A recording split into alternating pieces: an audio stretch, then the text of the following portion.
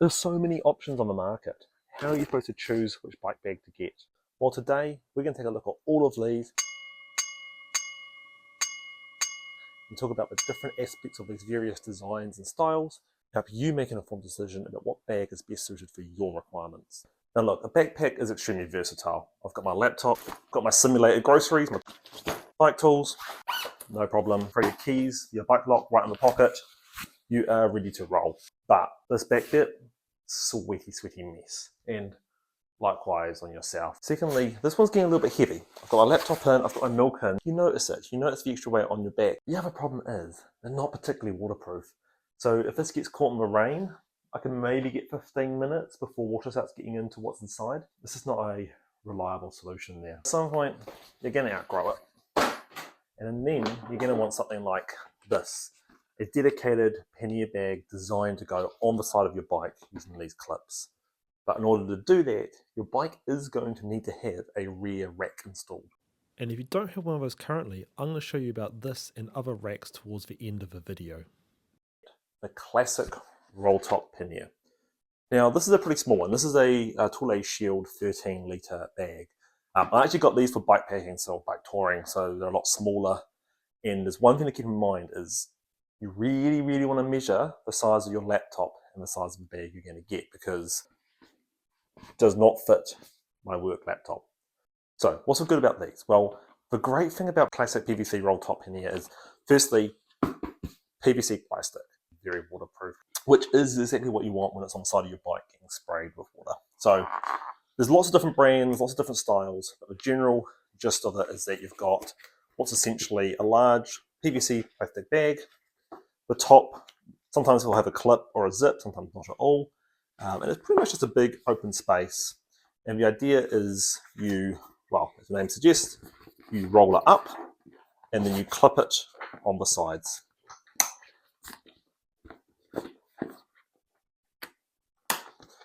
Boom. So once it's rolled and clipped up, these are generally like IPX4 waterproof or water resistant, which basically means rain from any direction is not going to get in there. But of course, if you drop it in the ocean, it is going to fill up. So try not to do that. One thing to keep in mind is some will have options for carrying straps.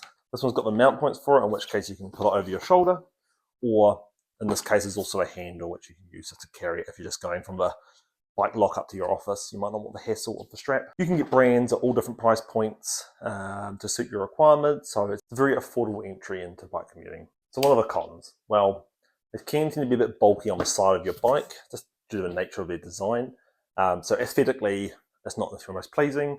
But aside from making you look like a touring motorcycle, they work really well. The clip system is actually very sturdy. Ain't going nowhere, buddy. That's because these have the locking clips on the top, which only come off with the handle, as well as this third piece which helps keep it close and tight to the bike. And so that noise you're hearing when it rattles really is just this piece going back and forth slightly. Yes, now that can still be annoying, don't get me wrong, particularly doing a lot of rough stuff, but it ain't going to come off. Designs aren't the most stylish. You tend to get one colour, black, yellow, red. Very fancy, you might have a little reflector. They're very much a case of function over form. But you can't go wrong with them. I get it, you don't want a big yellow box on the side of your bike. What about a nice stylish messenger bag? Despite its appearance and small size, it is actually surprisingly versatile. Inside it, I've got 15-inch work laptop. Fits no problems. I've even got my milk and my bike tools. Now, it's small. I mean, I don't know what this is, 9 litre or so. It doesn't fit a whole lot more, but it does technically fit everything I need. But here's the problem with it is, you might be like, oh, this is great, I can walk around with it all day long. And yes, that would be lovely, except that you've got these giant clips out the back, which, if you're wearing it, are going to start rubbing into your side and causing problems. Or you sort of wear it in reverse, but then you don't really have the aesthetics of a nice messenger bag. You've got a weird looking sort of bike bag. So that's one to keep in mind. Now, the other thing to note about this one, it looks like fabric. Now, this is an Ortlieb bag, and Ortliebs are expensive, but they are quite good. And so what they've done is they've actually put what they call waterproof material, which is a weave knit on the outside, but on the inside you can see is like a PVC liner, which means it is watertight. One thing to be careful of is some cheaper bags that are fabric based might be water or rain resistant as opposed to waterproof, and the distinction is whether water will slowly work its way through the fabric liner or not. Ultimately, anything woven will eventually leak. Only a plastic system with seams that have been welded will not leak under intense rain for long durations. One thing to note about these bags is that they only have 2 clips. Now they still lock on, but you notice that there's more wiggle room, like there's room for them to bang around on the bike if you're riding vigorously or going on rough terrain, whereas these Thule ones with the 3 attachment points are really robustly connected. So something to factor in when you're picking a bag is thinking about, the attachment. How sturdy is it, and also what sort of style riding am I likely to be doing with this bag? I've got panniers, I've got messenger bags, I've got backpacks. But what if I want a perfect blend of the two? Well, imagine if we took a backpack and a pannier, and this here is the Basil SOHO bicycle bag, and it is a hybrid backpack / pannier bag. So I brought this a little while back, and I love the premise. The idea is you can fill it up, put it on your back, take it for a go, but it's not perfect because it's a compromise design between the two. So, firstly, this is spacious. This is a 17 litre. I would personally say 17 litres is ideal for a commute. You've got enough space for your laptop and your bike tools and stuff, but you can also fit a change of clothes, some running shoes, some groceries. It gives you enough room to have versatility within a single bag. And so on this one, you zip the top, and then you roll down, clip over, and then you've got these clips on the side that you also have to clip. So it's quite an intense process to kind of lock up the bag for transport.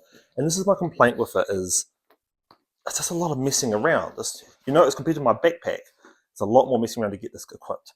However, once done, I have quite a tidy little backpack. It's even got one of those crossbody clips, so you've got a good bit of support. Sits pretty nicely on the body. And on the back, they've put a lovely little padded area to protect you from the clips. So you zip that up, and you've got a nice little bit of, getting stabbed in the back with the clips. Again, it's not perfect. Like if you went on a day hike with this, you're going to get some discomfort because it's going to rub your back and cause problems. But if you want to ride to town, walk around, see your friends, go to a restaurant, see a movie, whatever, totally adequate. And so I'm hesitant to say it's a bad bag because it does solve its niche really nicely, but I guess it's a niche that is a compromise between the two worlds. It's neither a great pannier nor a great backpack, but it's the best pannier backpack that you could possibly get. Okay, I hear you. You want a pannier bag, but you want to be a little more stylish, a little more aero. You're not like the other commuters. You're special. This is what I have, the Moustache Ortlieb collaboration bag. Now, I got this with my e-bike 7+ years ago. And the reason I like it is it's quite slim compared to a normal pannier bag. And it's quite boxy, which means it fits the laptop really well, as well as having enough room for some other stuff. Now, this is the old one, and I'll show you because it's interesting. You can see that although it's from a reputable brand, nothing lasts forever. And you can see like the breakdown occurring in the plastic. The zip has finally sort of given way on the corner. The corners have been damaged as well.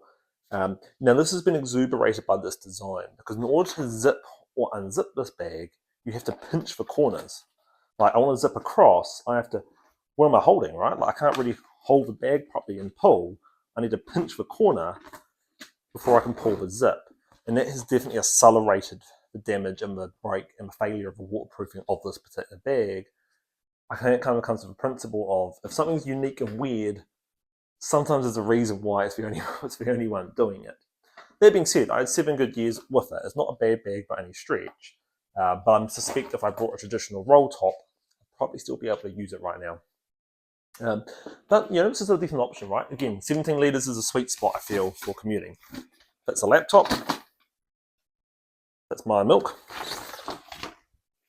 That's my bike tools. It zips up in a tidy fashion. Boom. Nice. Easy as. The other thing with this one is you only have a carry handle. And it's strong and sturdy, but you don't have another option for shoulder strapping. There's no clips or anything like that. And so if I was buying a pannier bag, I'll consider ones that have a mounting point, even if I don't intend to use it up front, for a shoulder strap, because you never know in future you might have to carry it for longer distances, or you want an option of carrying it around all day. A shoulder strap would be a game changer versus walking around town holding this in one hand like some sort of unbalanced heavyweight briefcase. This design is also interesting because it uses zips which are fully waterproof. I have no doubt on that claim. I've used it in torrential rain with nothing getting through, but zips do fail eventually. I mean, the roll top lifespan is limited to the strength of the PVC and how long until it develops cracks. UV, abuse, etc. can all influence that. But a zip, after so many thousands of opens and closes, eventually you're going to have some kind of problem. It's just the nature of what they are. And waterproof zips close really tight and they require quite a lot of force to pull along, which is going to exuberate the level of strain and wear on it. So keep that in mind if you're buying a bag with waterproof zips. There's some trade-offs again in having them. If you were paying attention, the zip and shape isn't the only unique thing about this bag. The mounting system is not using clips. In fact, it's almost flat. It's actually ideal for what I would love on my backpack because it's not going to rub into you and damage your clothes or cause discomfort because of how flat it is. Now, this is a proprietary system called Ortlieb QL3. Ortlieb bag, Ortlieb system. And the idea is on the bike, there are 3 pins that go into the bag so it clips onto the bike and then remains sturdy. And in fact, the handle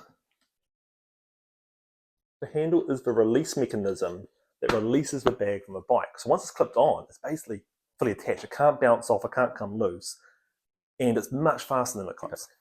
So we looked at a ton of bags today. Which one should you pick? Well, like anything in life, it is subjective based on what you need and what you suit. Backpack's pretty much free. You almost certainly already have one. If I'm going to get a proper bike bag, I will personally go for a PVC pannier of some kind. This one's the Thule Shield 13 litre. You would need at least a 17 litre to fit a laptop. But, you know, keeping a look for is a plastic body, the roll top, so you don't get the rain in, and then the clips on the side, and also having the option for a shoulder strap. And these do actually come with one, which I haven't attached. So you can put it over your shoulder if need be. And I'd look for ones that have like a locking mechanism of some kind on the hook, as well as the third piece, just to give it a bit of tightness against the rack. It's not a must-have, but you might as well spend the extra money to get one that's slightly better quality and has it as a feature. The Basil bike backpack. Again, compromised backpack, compromised bike bag. I do use it from time to time. It's a handy, I need to ride somewhere and then walk across town. This is quite a good bag for that. But for regular commuting, all the faffery of the different clips and zips and buttons, they're just a nuisance for me. And so I'm not a huge fan. I think they've done a really good bag, all things considered. If I really, really wanted the backpack bike bag formula, Ortlieb system with the QL mounts on the back, so you don't have these annoying clips, could be quite a good goer, but it's expensive. Which is a great segue to talking about the Ortlieb. I wouldn't buy a zip bag again. They look awesome, but it's just a real hassle unzipping it, and the zips eventually fail. The other thing with it is, as much as I love the system and how well it works, I've got very few options available for me in New Zealand. There's like a handful of options. They're all really expensive. I mean, this one bag costs as much as the 2 yellow Ortlieb bags, and some of these bags can go up to 400, 500 bucks NZ, which is a fairly hefty whack of change for what is a glorified plastic bag, basically. And last but not least, we've got the example of like a messenger style bag. I'm not a huge fan of it. I just find it annoying with the strap. It's well made, but I just find this particular model annoying for me. That being said, maybe the easy portability of it is worth it to you. And so, if you think it could suit you, check them out, see what you think. Keep in mind, you can get straps that go on the likes of these pannier bags as long as they have a mounting point. So you can also keep that in mind as an option. The other consideration is, do you want 1 or 2 on your bike concurrently? There's no reason you actually have to have them balanced. It is a little bit, you notice the difference of having 1 on one side, but it's not that big a deal on the rear. Your brain automatically counters out the weight difference and you get pretty used to it. The only difference to that rule is on the front. If you have a front rack and you're going to load up the front rack, you want that balanced or your steering is going to be all over the show. Now, all of these bags require a rack, and if you're fortunate, like you've got a recent e-bike, often a rack is built in. But the good news is if you don't have one, most bikes can accommodate something reasonable. You need two key things. One is rear dropouts, which are these screw mounts at the back, and seat stays, which are the ones up here below the seat post. With those, you can pretty much fit any off-the-shelf rack. I'm actually fitting the Ortlieb quick rack. So the idea is I've got these pre-installed nubs on the bike, but instead of using the seat stays, I have this clamp design. Easy as, comes on down. I've got my clamps, 1 and 2 on the other side. The top is pretty much a ratchet system, which, boom, attached. And the great thing about it is you can quickly convert your bike to and from commuter mode versus adventure mode. You don't always want a rack on the back, and this system makes it super easy.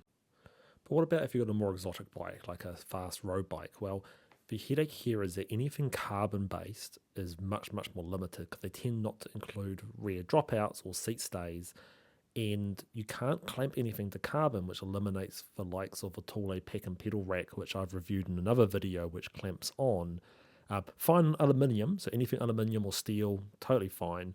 But for these kind of bikes, your only real option is something like a tail fin rack, where you replace the rear axle with a special kind of axle that includes a mount point, and you mount the whole rack on the axle itself rather than the frame. Anyway, I hope that was useful to you. Let me know in the comments what you've ended up doing, what's working for you with your commute. And of course, as always, like and subscribe.